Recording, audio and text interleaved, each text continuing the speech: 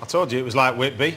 You can find out what the boys do with that fantastic bag of pasta next week. Right, it's that time to show us. Find out whether Joe will be facing Food Heaven or Food Hell. Food Heaven, which I know you're looking at over there, which is a lovely salivating sirloin steak with a lovely brioche crumb, cooked in the pan with a nice sort of dressed green salad to go with it. Yes, please. Food Hell could be, well, we've got two things, Food Hell, pile of gooseberries, which I know is your first choice, and mackerel, smoked mackerel for the fish cake for the other one.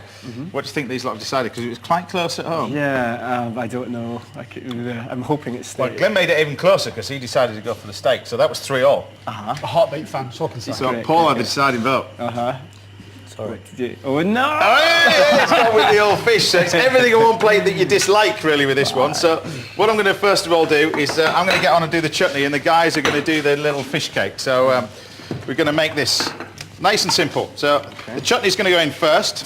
We've got some brown sugar and everything else. So we've got a hot pan on here.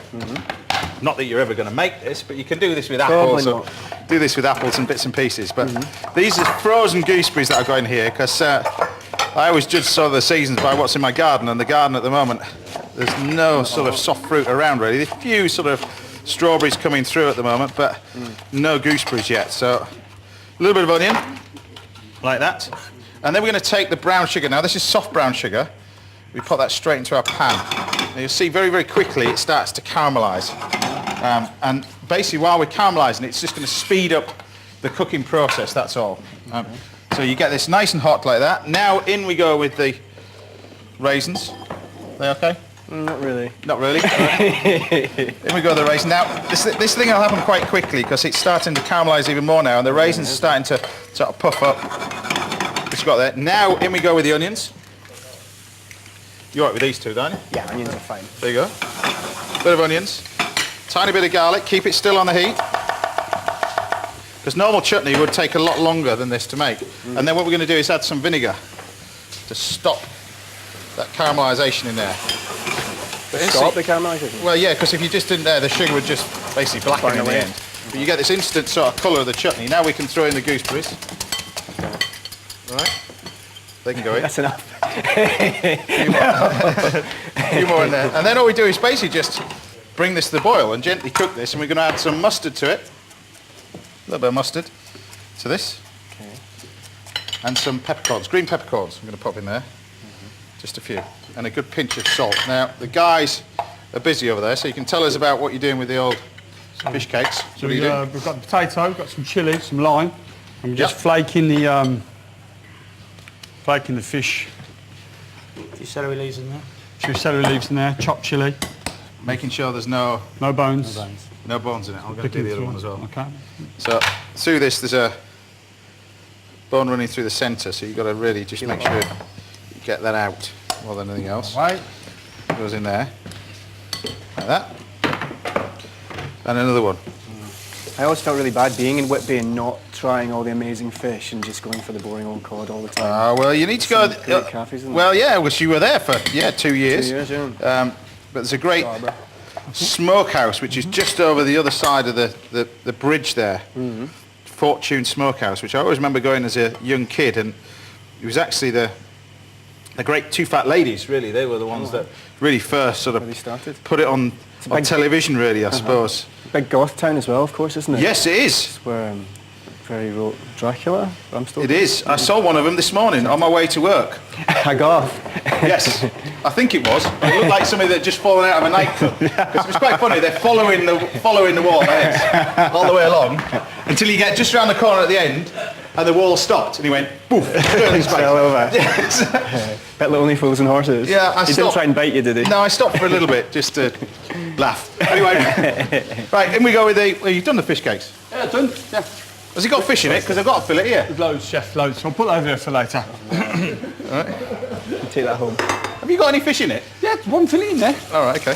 Brilliant. I'm just trying to be friendly because I like mackerel. So he's getting a potato croquette. Is that not that? Excellent. Give you a fiver later. I'll look after you. Don't worry about that. So potato croquettes are in. Yeah, exactly. Thanks very much. And the fried pork. Brilliant. Right, we're just going to do. In fact, I'll get these boys to do a little salad as well. Yeah, of course. Let's do a salad. Because as soon as we've got two, in fact, there you go. Whatever dog about yourself, you can do it. That's it. Yeah, we want a Michelin-starred watercress and fennel leaf salad. Is that all right? That's so relief. With a little bit of lemon juice, some olive oil in there. Oh, you've done fancy round ones as well? Yeah. All right, okay. I was going to normal fish cakes. Do you want me to stir this? You stir that so you get Yeah, you Make stir that. myself useful.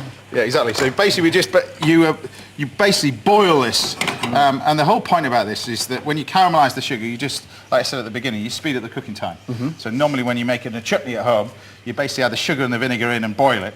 If you caramelise it first, you get this really distinct colour with it, but also it just cooks much quicker. And these gooseberries are frozen, but you can do the same thing with fresh gooseberries as well. Not that you would ever use fresh gooseberries, but pears or apples, something like that.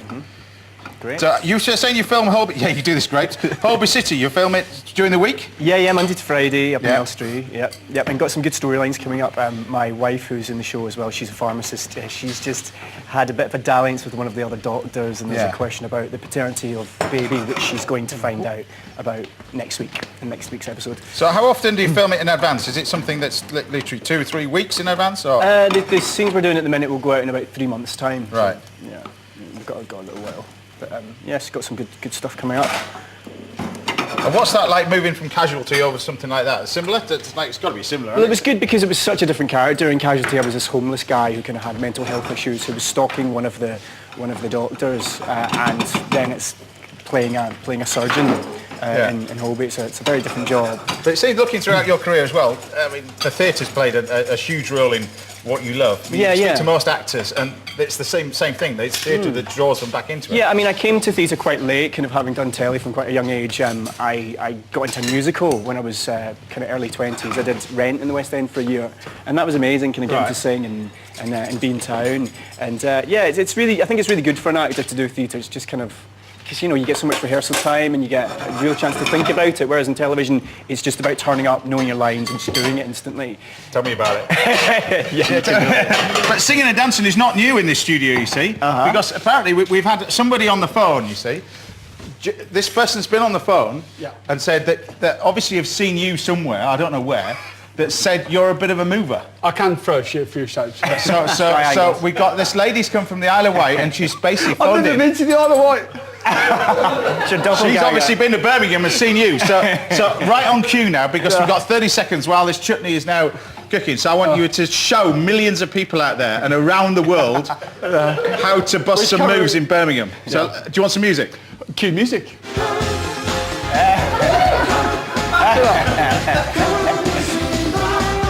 It's a little bit David Brent, isn't it? and that was just for the Isle of Wight.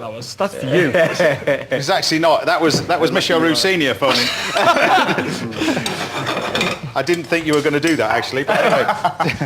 Right. So we got our chutney is happening, and then what we want is there dressed a little bit of that. Dressed it, James. Dress the salad. All right. Right. I like these, chef. Nice, and I. Little squeeze a lemon on the top.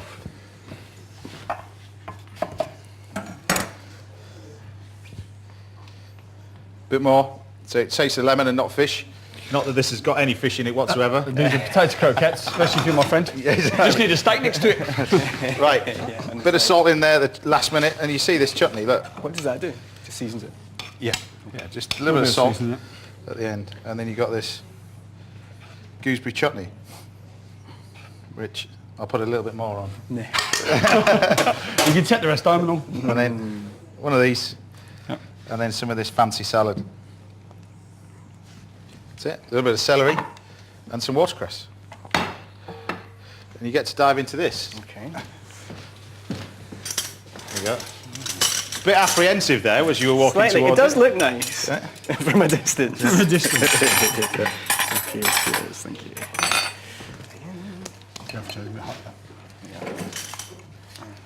Start by myself. A bit of that, yeah. Change your mind? It's quite sweet.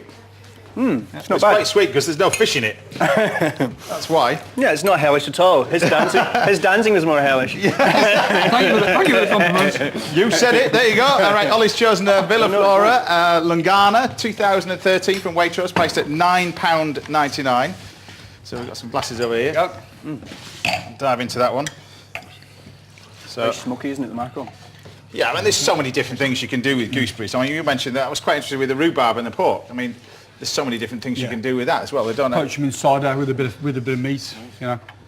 But most people would just go for the gooseberry fool, or you know, even like a trifle, that kind of stuff. But there's so many different things you can do with it.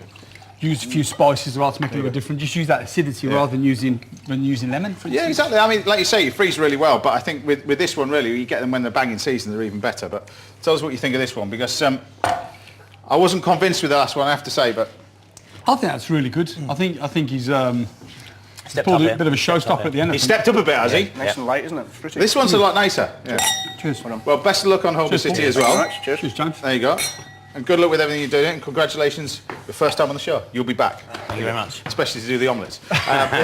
Right, well, that's all for today on Saturday Kitchen Live. Thanks to the brilliant Glenn Pennell, Paul Hood and Joe McFadden. Cheers to Ollie Smith for the wine choices today. And remember, all of today's recipes are, of course, on our website.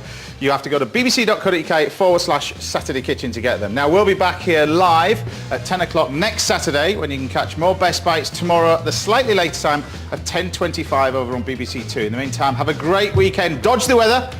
Enjoy it. Bye for now.